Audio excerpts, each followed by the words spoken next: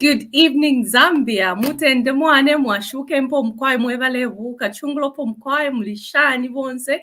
Welcome to TVBAKWETU, and I'm your host, Linda Banks. And I've been joined today by my co-host, actually, our usual resident member of Parliament, Honorable Hudson Maveta. Honorable Maveta, good evening. Well, good evening, Linda. It's been long. It's good to see you today. Yes, it sure has been long, hasn't it? Yeah, it is indeed. It's been. Last week I could have attended, but we are so busy putting logistics and ensuring that the right people, the right support is given to polling agents. We are so busy. You know how much the Kabwata election meant politically. So I couldn't make it. It was so difficult for me to switch from to abandon the work we had in Kabwata to come and update the people. I am sorry for that, but I think it was somehow worth it. Fantastic. No, it's been a very busy time, and thank goodness all of you honorable members of Parliament, you literally rallied towards your candidate, and it was incredible to see the president literally rolled his sleeves and went all out on a whole 3-day campaign. So you did put in quite a great effort. And I think the Honorable Member of Parliament of Kabwata literally was carried on the shoulders of great men like yourself. So for that, we thank you. It was a really good job. Well done. Viewers, welcome to TVBAKWETU. And before we get started, I can see a lot of people just joining. We have some very important topics to tackle. So in that case, I would kindly request that you share this broadcast. We won't start until we see a few people sharing, because this is a very, very important broadcast. And in the background, we have our resident pharmacist, Mr. Jerome Kanika, and Mr. Patrick Chilufya, just literally waiting on the terraces to come and provide extra support. But before we get started, yeah, like I said, kindly share, and don't forget to keep sending those stars. I must say a huge thank you to the people who sent quite a lot of stars on the last program, and I would like to extend an invitation to you guys. At the end of the program, Honorable Maveta is going to be in the background, and Dr. Musha is going to join us in the background. If you'd like to meet these gentlemen and converse with them, ask them questions as a way of saying thank you to you guys for supporting TVBAKWETU, we would like to invite you to the green room at the end of the program. Now then, before we waste any more time, Honorable Maveta, it has been an intense time politically, hasn't it? Yeah, I think I thought we were going to start the new year on a point where we are going to rest, you know, and start focusing on things we think we had the tools now to do. We always spoke about the budget. We came into 2022, the budget started being implemented. So we thought we were going to start the new year a bit on a relaxed side. Oh, wow. We always face a lot of pressure, you know, pressure after pressure. The Kabwata election, we didn't know how important it was until we saw how much desperate the PF wanted it. Basically, the whole NMC of PF went and camped in Kabwata. So we realized this by-election is not just another by-election. There's a lot of political meaning. So we had to regroup. I think I was in Kankoya for some time, meeting our employers, explaining to them what the government has put in place, engaging them and putting them into up to speed so that they can appreciate what the government was doing. But they realized we had more pressure here in Kabwata than we had in Kankura, because had we lost Kabwata, wow, political landscape could have been a different story today. So we had to move in heavily with no time to waste to ensure that the right thing was done at the right time. You literally called in your Mazembe, and in this case, the Mazembe wasn't Honorable Gary Nkombo, but I think the Mazembe was the president, wasn't it? Yeah, no, he had to come down because we had problems. You know, we realized how weak we were and how terrible the situation was unfolding. So we could anticipate a problem and we had to bring the last option. And for sure, he was a tsunami as usual. Yeah. You know, it was a tsunami when he passed through the constituents. It was shaken, the narrative started changing. Without him coming in, today could have been talking of a very sad situation. Yeah. What do you think was going on then? What went wrong? Why did you desperately need the president in the end? Yeah, basically, Linda, from my point of view, when it comes to former PF strongholds, obviously the Copper Belt, Lusaka, Mulapula, Northern, and Muchinga, it was more attractive to aspire to be a PF. To be with a PF first. Obviously, they'll give you the resources to start building a political base. So most of the politicians decided with the PF where it was easy to get the money, easy to have access to the money. Start investing that money in terms of party mobilization, in terms of building yourself, image building, community engagement. So when it comes to this region, unfortunately, the PF usually tend to have a better candidate than the new UPND, unless in certain situations, which are rare cases. So PF had a better candidate who had been on the ballot 3 times. You know, he went in as independent, he came back. So it's been somebody who was even given the Presidential Empowerment Fund, which he used to do a lot of community work in the constitution, in the constituent. So they're the better candidate, and I think they also had the desire to win was more with them. They wanted it more than we could have wanted to defend it. So obviously they put more effort than we did, given the window was always there. You know, we saw these PF getting there. Every time there's a police case, there's someone being arrested. Most of these cases are around that constituency. So the visibility in the constituency is there. So it gave them an upper hand. Yeah. So when we arrived to say we are lagging behind, we need to support our candidate, Honorable Taenga, we just had to forget about who, but it was all about us. You know, it became about as a us. team. It finally became our became business. About a team. Yeah, it became our business because his loss was going to also damage us. Believe you me, they empathize. The way PF conduct themselves politically, they know where to hit us. They're more sophisticated than we are. They know what to do. They know what to press. They know what to say.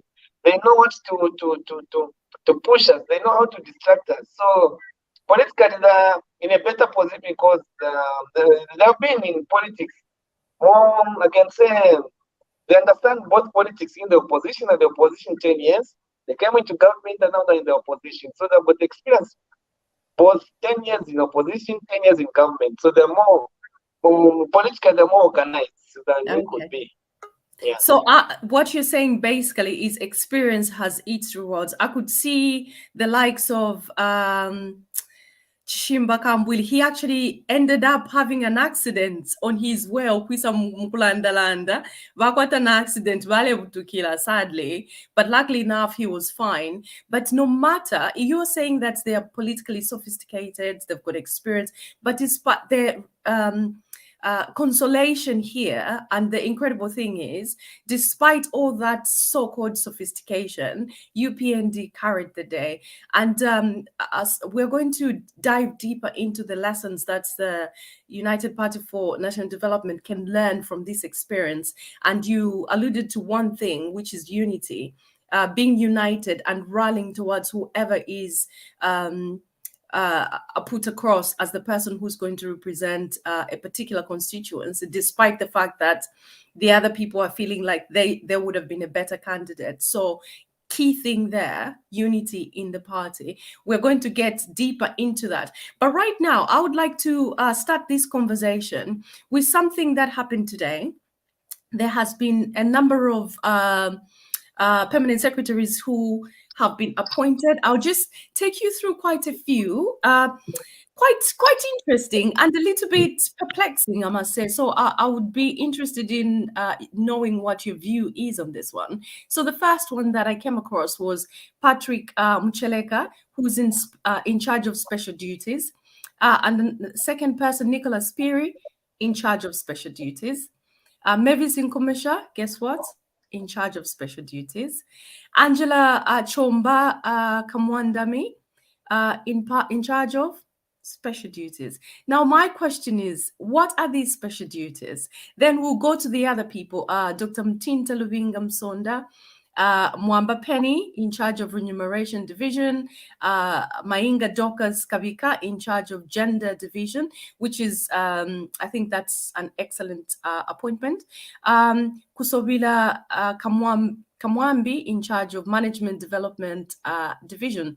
Now, what sort of special duties are these? And we have come across the likes of, I won't mention, the unmentionable opposition, so-called opposition leaders, insinuating something rather dubious. What are these special duties, Honorable Maveta?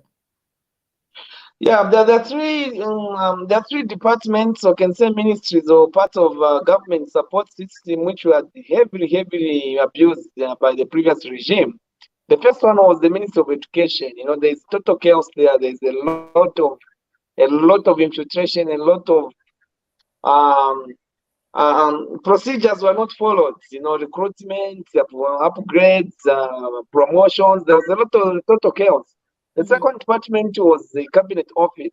Cabinet Office is more like the heartbeat of the operation of the government. That's where everything happens, as you have mentioned. That's where it's the heartbeat. That's where the government, you know, has to set a tone, quickly push and coordinate, and it's more like the midfield of the government system. Then also the Ministry of Health. So obviously, there's a session to say we need a bit of more general players who are able to quickly go and support this ministry when there's a ministry which needs to be restructured, to be rebuilt, to be given guidance, to do policies. So there's a lot of work at Cabinet Office because of the way it was discussed. If we don't get our Cabinet Office right, it will be difficult for the other ministries will find it difficult to be supported. Hence, it will take a bit more time for us to deliver the much needed change which we promised the people. So Cabinet Office has become a critical office because of how much we need first to rebuild it, and while it's continue supporting the other ministry. Okay, we understand that, but do you need 4 people? Are there not 3? 4. Special assistants? Special duties, yeah. Patrick Mucheleka, Nicholas Piri, Mavis Nkomesha, Angela Chomba Kamwande, all in charge of special duties. But I appreciate your response. The departments were left in such disarray, and I'm sure the president knows that it needs extra special attention, but I'm not just sure about 4 people in that sort of capacity. I think will be interesting to speak to another government official so that they can give us a little bit of clarity on that. So thank you very much for that. And then there has been some interesting pronouncements by the SG. And you were really occupied today kind of dealing with that. Would you be able to just enlighten the viewers? If they're just joining, they don't know what the SG has been up to. And was he misquoted, or did he actually say what he said in regards to the youth? Well, basically, first we need to understand the narrative. We need to set a bit of the background to understand, to say how does the party function, how does the government function. Obviously, most of the voters, most of the youth we have, they don't really understand the difference between the UPND youth, because we no longer call them cadres because of the way the word was abused. There are those UPND youths who, as a party, it has got structures. You've got the branches, we've got the wards, we've got the constituents, we've got the district of the province, we've got the National Management Committee. So each political party has got a youth wing which is there to mobilize, be able to put logistics. When are conducting an election, they have to do door to door. They have to identify areas where we need to do reinforcement. They have to give the party intelligence. And mostly they're used as voting agents. So these are loyal party members who you can rely on and go to sleep to say, in that polling station, there's someone who's come what may, they may not be bought. They'll be given a 500 kwacha to alter the vote, you know. So there's these youths who we call basically they're cadre, you know, because these we know they're in the party because they believe in the ideology. There are people who vote for the political party not because of maybe the political ideology. There are others who vote to out of frustration. They didn't like the way they're treated in the PF, so they vote for UPND, but that's not UPND. The others who just vote because they want to change the government. So they may not be UPND believers of ideologies. So we've got party youths who are in the party, you know, in the internal party structure. They've been members, they've got membership cards, they've got membership numbers, they've got lists where they belong, the words where they're coming from. So when the SG was called, it was called obviously to give the party position on the fracas which happened in is it Mansa, is it Luapula province, Mansa? Yeah, Mansa, yes. So he said, no, as a party, we are still studying the situation and to give an official position very soon.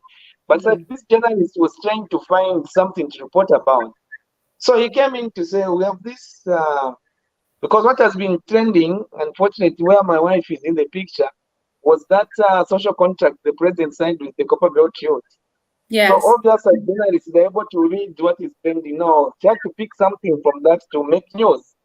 Yeah. So she asked the Secretary General about why UPND youths and gave an example of Motomora. I think it's one of the youths, very vocal youths, who's been arrested so many times. He's all in the media, he's on radios, on TV, very active UPND. I think should be an IPS or he's got senior position in the management of the Lusaka team.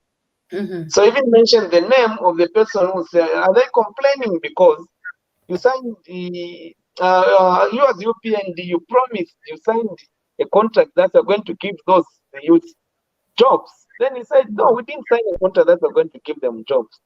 Now that story was twisted to paint like the SG was saying there was no contract between the UPND and the youth in Zambia, regardless of without specifying even the conversation, forgetting even about the reason she called. She could have called the SG. So that story became a malicious story.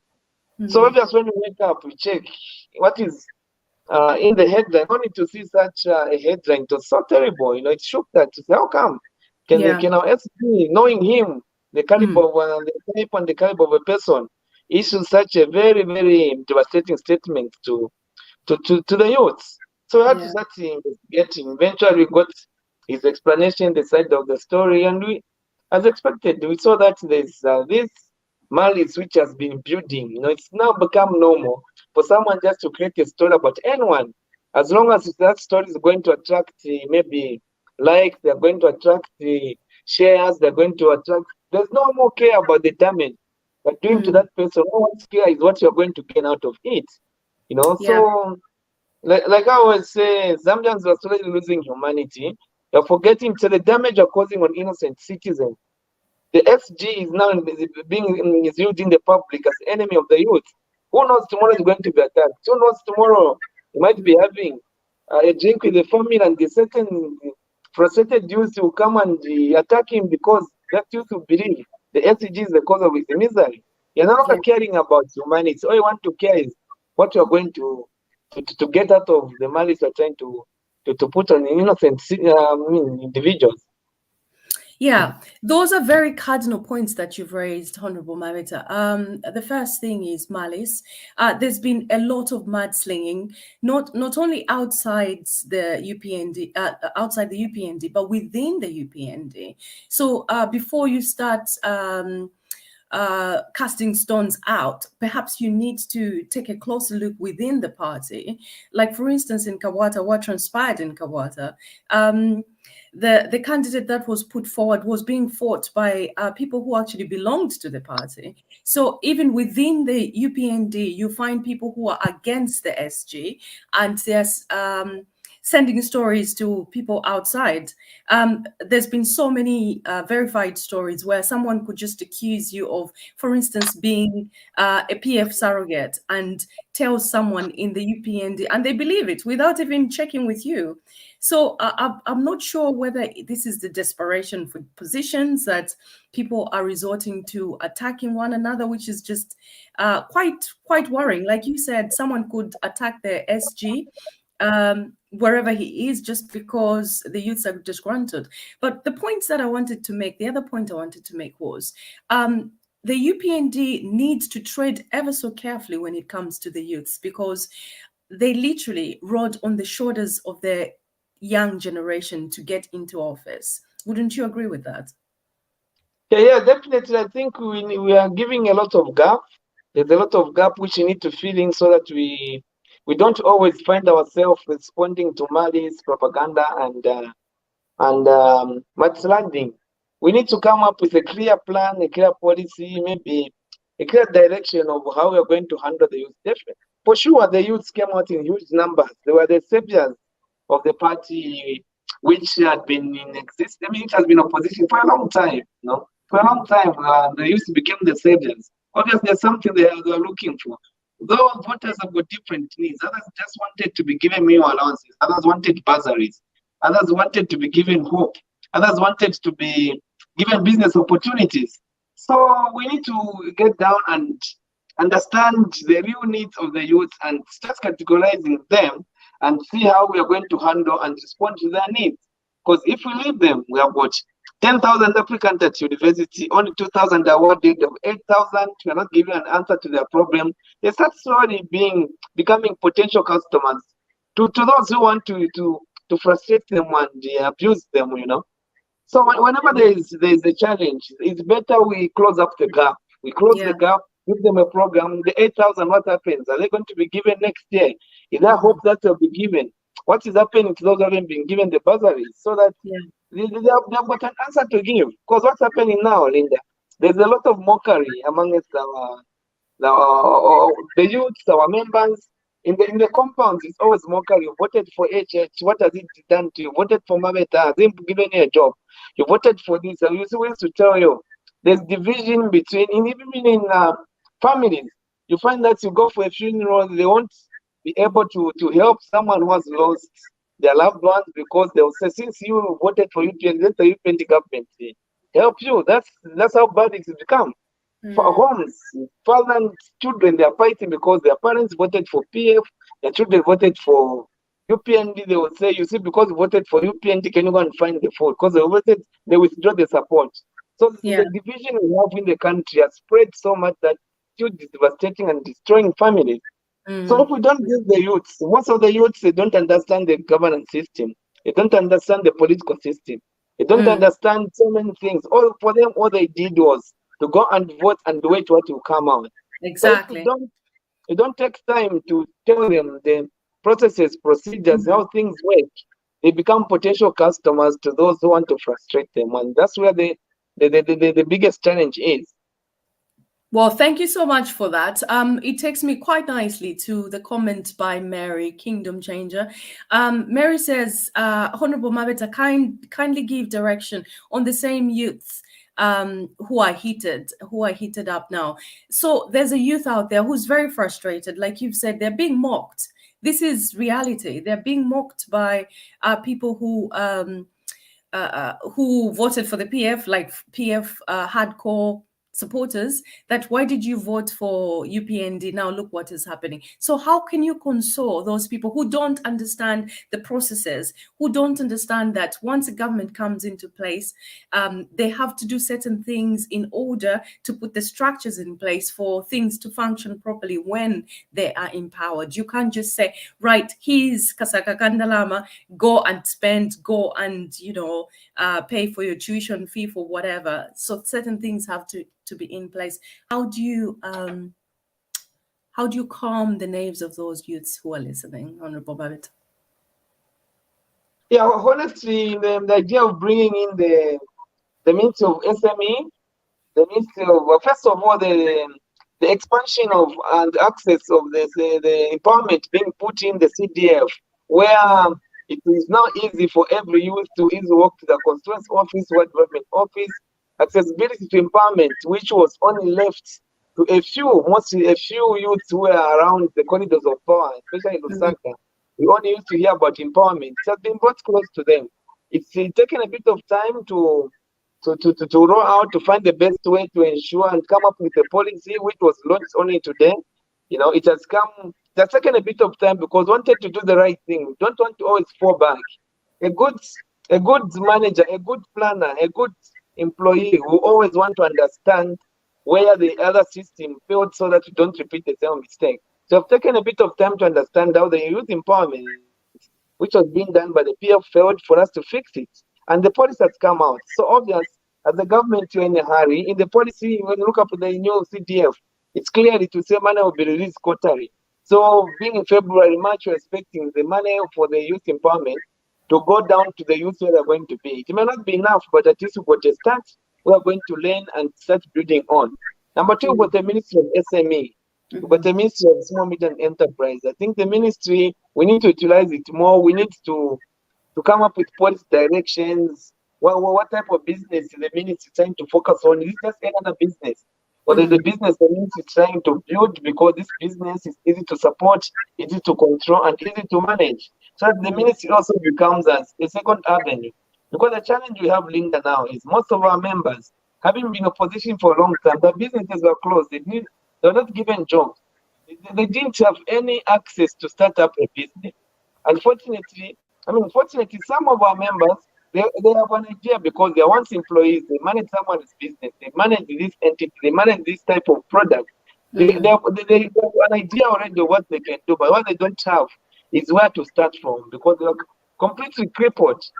So we need the Ministry of Small and Medium Enterprise to come on and fill up that gap so that we start giving hope to our youth. Otherwise, at the moment, it's a bit difficult for them to see the roadmap and where they're going to start from. So we have a lot of work. It's more especially of civic leaders to engage and start building our youths and give them a direction so that things start making sense. Why they stood so much, spent so many hours in the court in the night, they were on the queue hungry, they voted and decided to protect the board because for them this was a matter of life and death, which we appreciate. So the system has been put, the idea is there. All we need is not to convert their ideas into reality, which are going to put money in people's pockets. Thank you so much. Now I'm going to bring to the screen our resident pharmacist, Mr. Jerome Kanika, because I'm very interested in hearing what he has to say about the pronouncement or the alleged pronouncement of the SG and the current disgruntledness, if you like, of the youths. Jerome, good evening. Good evening, Linda. Honorable, good evening. Good evening, Makanika. Long time. Welcome. Yeah, no, I'm back now on TVBAKWETU. You'll be seeing me every day. Just Okay. that it's training every year. Yeah. Oh, yeah. I'll follow the submission, Linda, and what the Honorable said. I think my take, especially over the issue concerning the permanent secretaries to start with. We have about 4 permanent secretaries at cabinet, and these are for special duties.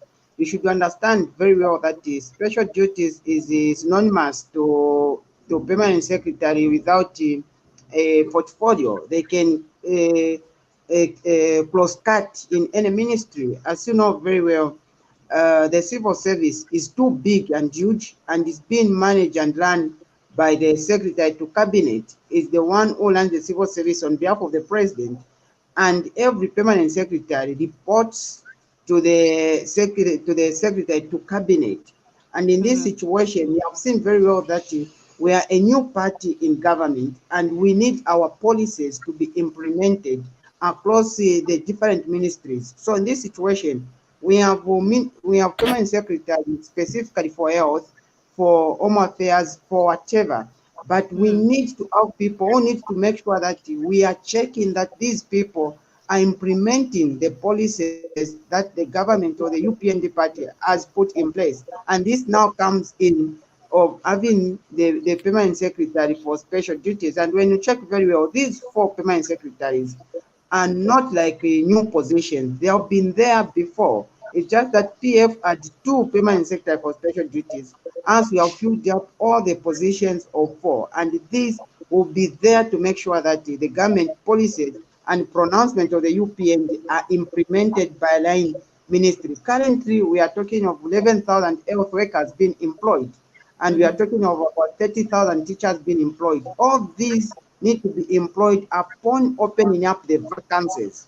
Now, if the line permanent secretary, who are just 2 there, they need to hand over the matter for those people who are still working there, and they need to make sure that they need to attend also to other administrative matters. So what comes in now, you call in the permanent secretary for special duties to come in and help out to make sure that the structure is being sorted out, and the people are recruited within a shortest period of time. So for me, having the 4, I think it's a good number, and we should say 4 against 30 ministries. So we need actually we are supposed to have more, because we are the new government and we need our policies to be implemented as soon as possible, so that the people can start benefiting and we stop calling our youth to be disgruntled. So I think that's the thing. Then concerning the matter of the SG, I think both the SG and the media diggers both were correct. As we know very well, the media diggers, they want to have the headline that is catchy. So in that situation, you need to put something catchy that will make the paper sell. And in this situation, the SG mentioned about the contract, and the media also mentioned about the contract. But in the details, the media explained what form of contracts are those, you see. But you are the media person, you know how you do your headlines very well in that. So I think it should be a catchy one, which it makes it interesting, because the entire country was talking about the Yeah. SG and the Exactly. diggers. And For also, me, Jerome, it goes to show that our reading culture has not improved, because we caught the headline and did actually not read the content of that article. yeah, actually, that's the thing. And I saw the Honorable also posted something concerning that. So, yeah, Good. so I think Now, that's the thank you so much, Jerome. I'm just going to add another member of TVBAKWETU. Do not disappear. I'm going to come to you on a few other oh, okay. things. Yeah, don't run away, not just yet. Mr. Butcher, good evening.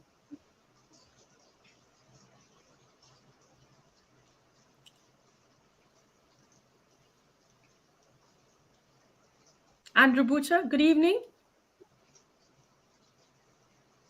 You're muted.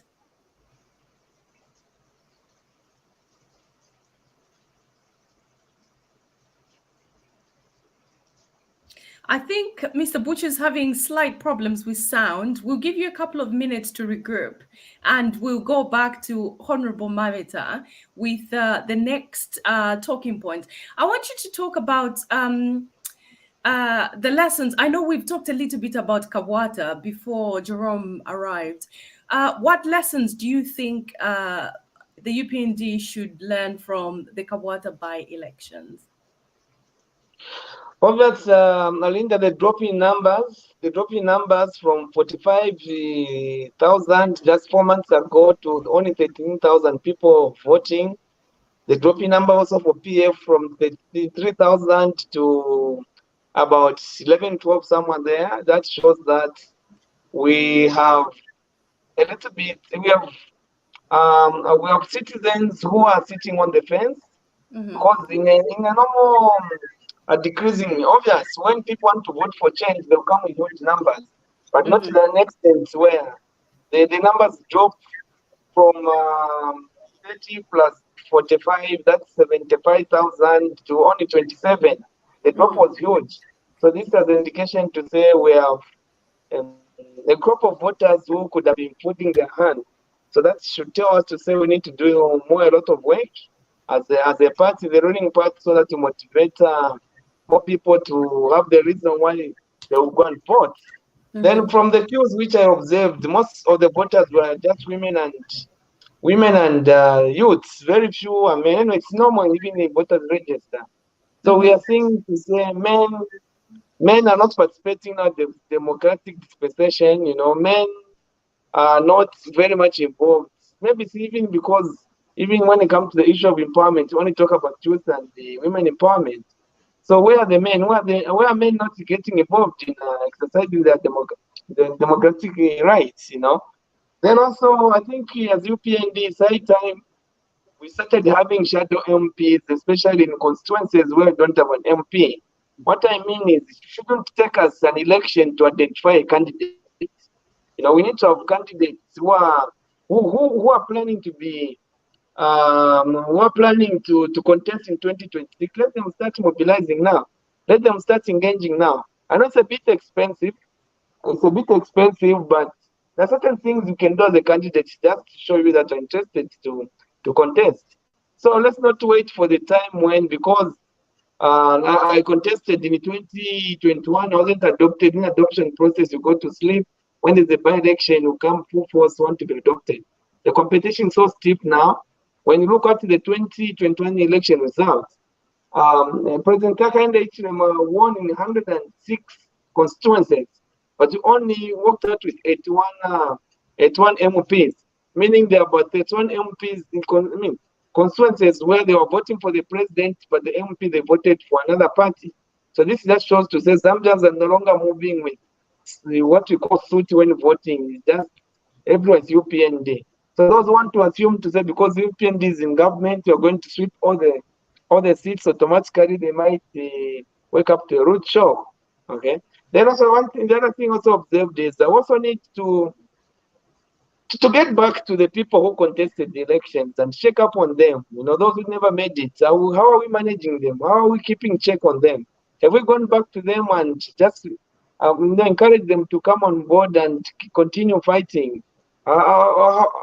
What programs do we have for them? Because obviously every person who gets in an election, you spend so much, you expect some form of recognition, or you may not be given a job, but you expect some form of recognition to feel to say for sure the efforts I put in to mobilize the party, that I didn't win the election, the president won, I'm being considered in this way. So we need a lot of more mobilization. Also, let's go back to our structures and find out what they feel about the party.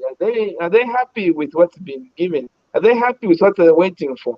Do they have hope to say for really as a party we are now getting the benefit of winning an election? Then they also need to have a balance, because basically politics is all about having power and access to resources to mobilize. So how have we created that that environment where our members, they feel they are now in the ruling party, they are part of the government, and they're able to exercise they're able to work, to get motivated to do party functions without feeling that they are losing out. So we need to go back to mobilization and ensure that we continue engaging to our people. 5 years is not too far. We are already going down the 2022 year. Before we realize it will be December. So we have a lot of work to do. Then the other thing I also learned was PF is not a party we should write off. They're still very strong. When it comes to a situation where it's 50-50, they can even pull up a surprise. They're still very strong. The Kabwata election was a very tough election. It was so tough that we survived by grace. They could have won that election, and politically that would have sent a shockwave. PF, no matter how much you defeat them, they don't lose the energy. They don't lose the energy. That's what something I've liked about them. They don't lose the energy regardless of the defeat they go through. They'll keep fight for a day. After 2 days, they'll come to full throttle. So it's your job, Honorable Mameta, to ensure that you keep them in the rightful place. I think it's very healthy for a country to have a formidable opposition. I think it's in the Absolutely. country's, yeah, it's in the country's best interest. You just don't want to have a one-party state. But having said that, you need to have a reasonable and sensible opposition, not opposition just for the sake of being in opposition, sort of spouting insults left, right, and center. And when the law visits you, you are like, oh, I'm being arrested because I'm from a particular creed. I think that is just ridiculous. So I think this is what we are lacking here. We need a formidable opposition because the government will be kept on their toes. It will benefit the people of Zambia. So if you have a formidable opposition, when the government tries to slack a little bit, the members of parliament, you guys are not doing as well as you should be doing, will be on your necks. Like, dude, you said you do this, you haven't done this. Like sensible opposition that will provide proper checks and balances. And I feel this is like a cliche. Every person says checks and balances. I'm not even sure they actually knows checks and balances when they see some, because what is happening now is just politics of insult. Mr. Butcher, are you back? Mr. Butcher? I think he's having technical problems. We will revisit Mr. Butcher in a little while. We've just been joined by, I reckon Dr. Babs need to become the resident doctor. Good evening, Dr. Babs.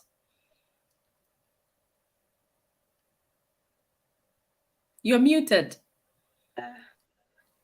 Good evening, Linda. Good evening, Honorable. How are you? Good evening, Doc. Good to see you. Thank you very much. There's been so much going on. It's you have to catch up on every angle. It's like you have to have ears in 4 places, 7 places.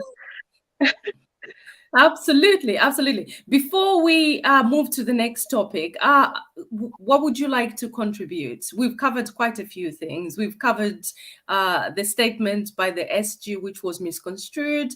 We also tackled the permanent secretaries, the 4 particular permanent secretaries that have been appointed in a sort of similar kind of role, same role, shall we just say? Yeah. So any contributions on that before we move on? Yeah, I just wanted to say, since I'm UPND, I think us as UPND members, I would like to pass a message to everybody.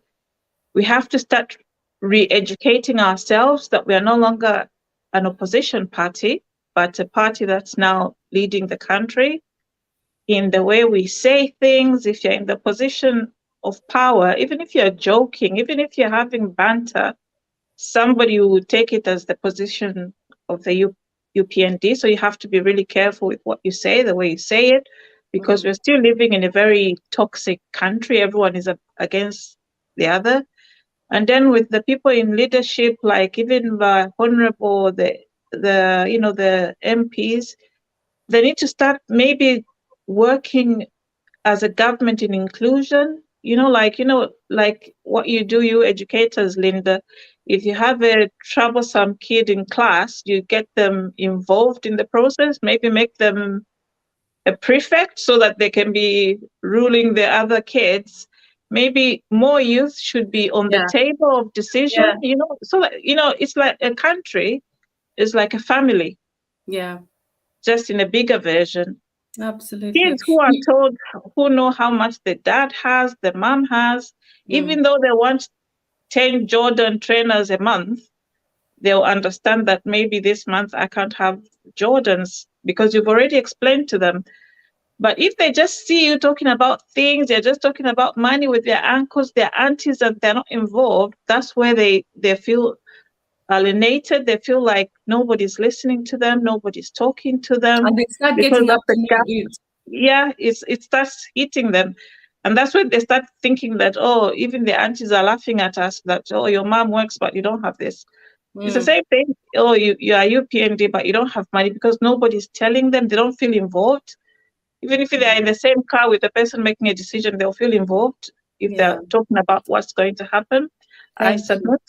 Thank you so much. Thank you so much. I laughed there when you talked about you educators, you involve a naughty student. I suddenly was taken several years back and I was thinking, is that the reason why I was chosen as a prefect? Maybe.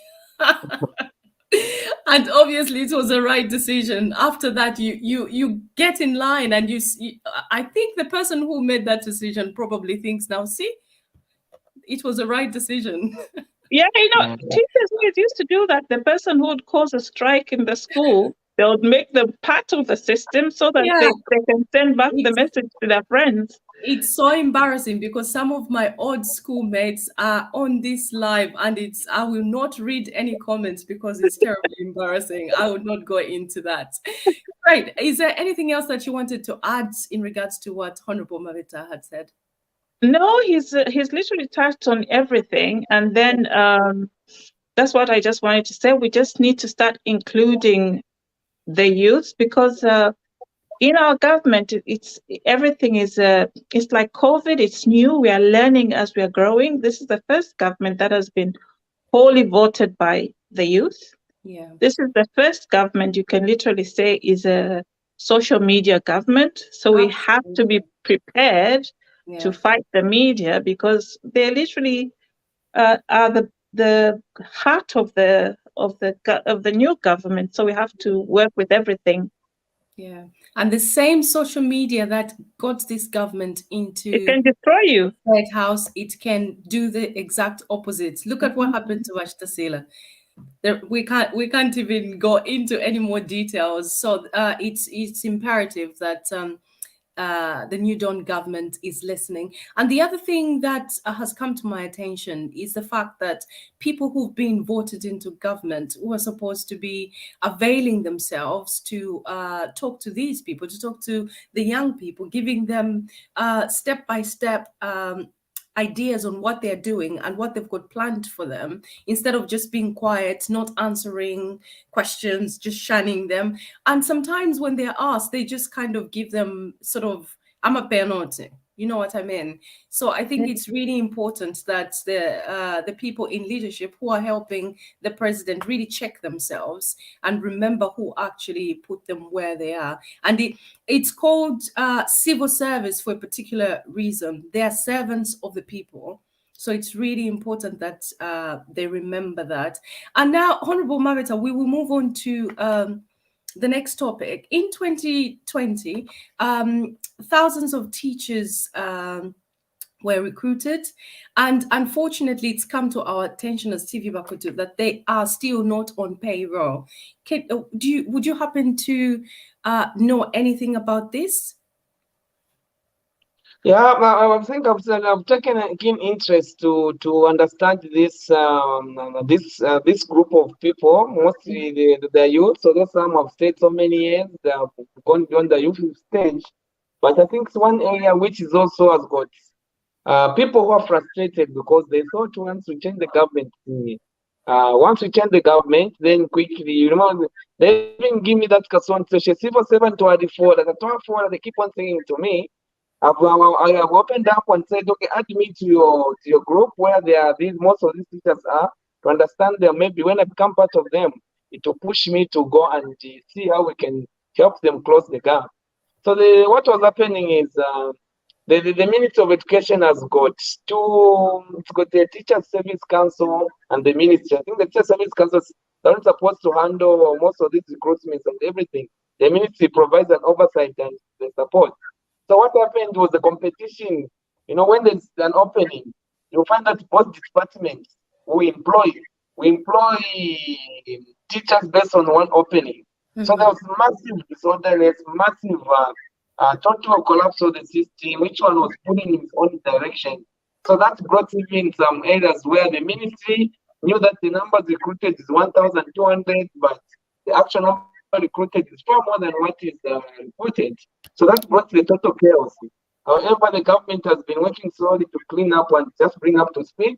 So I engaged the PS, is going to give me a report on Friday to see how many were affected, how many was the total recruitment, how many have been payroll, how many are remaining, and when are they going to be put on payroll, because it wasn't their fault that there was this confusion, unfortunately, which you have to clean up.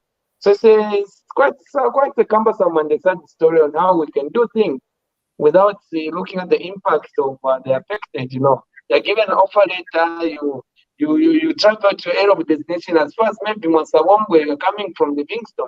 You spend so much money, even borrow money, hoping so winter you are there, you're going to get your salary, but that salary never comes. So the person push into debt, they have to struggle to find transport to travel back. They can't survive it. So they've been humiliated. And it's something the PS also emphasized to say, when we start the recruitment, regardless of the number, whether 30,000, we've been studying where our friends didn't do it right. So we're going to do it right so that we don't create this frustration. You know, the frustration we are going through is self-made. Things were not done right. But we have to carry the burden and do the correct thing, you know. So this is where the gap is being created, because things are not done right in the past. In trying to find the reasons or where we can learn so that we don't repeat the same mistake, it's causing a bit of delay in the processes and it's causing frustration. But if you rush to do things, we're bound to make the same mistake. Things will move, but very soon the system will collapse. So this is where I'm still begging, even from all the youths, all the UPND, I mean, all the people who want to see this government to pull through. We are in a situation where we're trying to learn so that we don't make the mistakes which our friends made. If you're going to rush, things will move fast, but we're going to a stage where I mean, the system collapses and it will be very difficult to fix things. You know? So I've taken keen interest because I feel the effect. I understand how much the pain they're going through. The PS has made the commitment. The government also understands, and they are very much aware, and they are slowly closing up the gap, and everyone will be sorted out soon. That would be great. That would be great. And I think communication, effective communication in this regard wouldn't go amiss. So if the youth, for instance, are informed that this is what we're working on, just calm down. We're on track. We've got this coming up. We've got that coming up. And then they wouldn't be so disheartened. They wouldn't be so upset, because there's some serious upsets amongst the youths on the ground.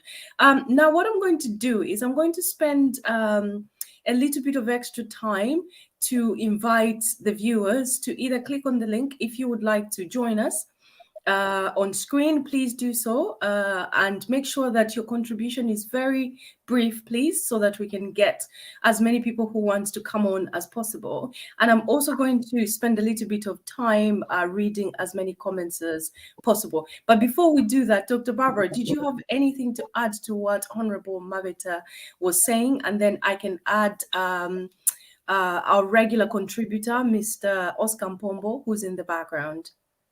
All right. Okay. Thank you so much, Linda. Thank you, Honorable Mabeta. I just wanted to ask, we don't tend to use, the other day we were talking with Linda, with another gentleman here who works on statistics and demographics. Why doesn't the government get a culture to use these numbers, which can make life so much, much easier? Even if you had a group of a website, or even if you had to use Facebook as last resort to say teachers that have not been paid group or a WhatsApp group, everybody registers, you know where they are, where they were posted, where they work, who's been paid, who hasn't been paid. That way you've got the statistics, because without demographics, even next year, people will be doing the same things. But if you have demographics according to age, sex, provinces where these people live, and you put it in a system where you can use this system even for the future. So when people are graduating, you link it to the teaching schools where they are graduating from, so you know where each person is, so that even if it's a lack of money, you can easily explain it to those who haven't registered, because you have straightforward numbers. Because the problem right now, I think in the past, the government doesn't use statistics the way they used to use it before. So yeah, as an MP, and you're a new MP, you have to now start looking for people like a needle in a stack of hay, just looking one by one, which can be really exhausting, frustrating, irritating. When people come to you after you've done so much work, you obviously be upset because you've done so much work, but you can't really find the answers. So I think we need to work on that as a government, to work on statistics and demographics, and people are everywhere. They're available to do that. I submit. Thank you. Honorable Maweta, would you like to add on that? Yeah, I think she's very right. For the first time, I read the report from Central Statistics giving an overview of the Zambia economy, the exports, the exchange rates. I think we have the people who've got the capacity. All they need is maybe to be aligned and to be motivated. And one thing which also broke the system was, when there's rampant corruption, everyone becomes a businessman. Whenever I come for work, you want to look for opportunities to make money because it's all about the money. Professionals lose the direction. You come and put your jacket on the chair and go out there to start making money. So I think every ministry they should have a central, the statistician in the ministry, because part of decision making, if you want to make scientific decision, you want to make accurate decision, you need to have the statistics. Even this year, remember I haven't had the census for 12 years now, 12 years, but the UPN government has made a commitment to say the census we should have had in 2020. You're having it this year. For the first time, we have voted without conducting a census, which was very strange. We had the voters register, which was backed by statistics. So there was loss of interest or value for figures. What was being done is whoever who comes in office, what they're looking for is a person of gain.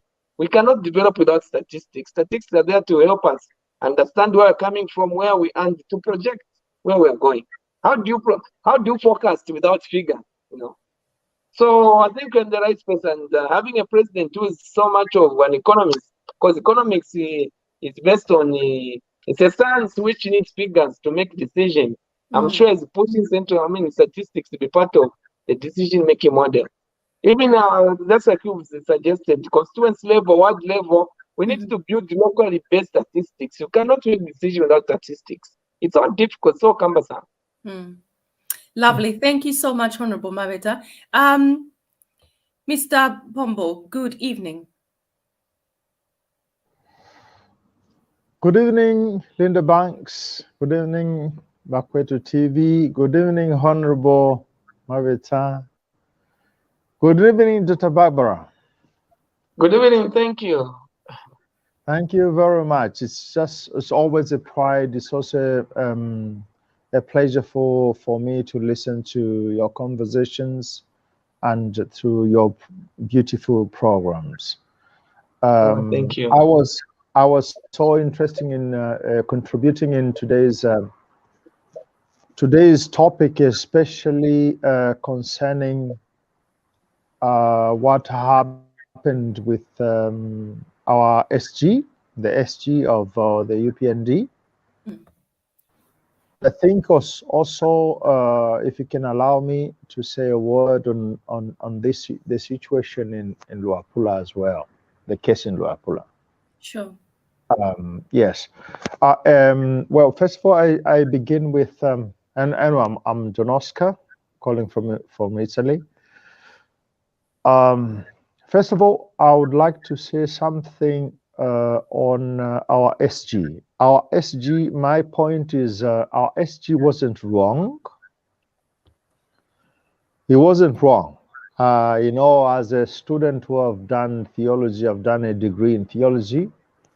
I know that when you're doing theology, the first thing is we go back at the beginning and we find out what was the wrong. What was wrong between Adam and Eve and God's command. Gentlemen, Honorable Maweta, Dr. Barbara, and Linda Banks, the presenter, please. These things, they become, we are having these things from far ahead, 2,000 years ago, when we understand through a biblical story, I would say that.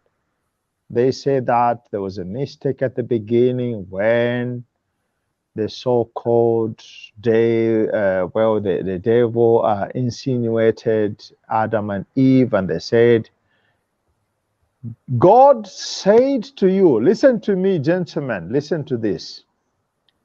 God said to you that you should not eat to all the fruits who are in the Garden of Eve. Now, wait, listen to me carefully. It's a question. It's a wrong question. Did God say you should not eat from all the fruits which are in the Garden of Eden? No. That's not what God said. God said, you should not eat from the tree which is in the middle of the Garden of Eden.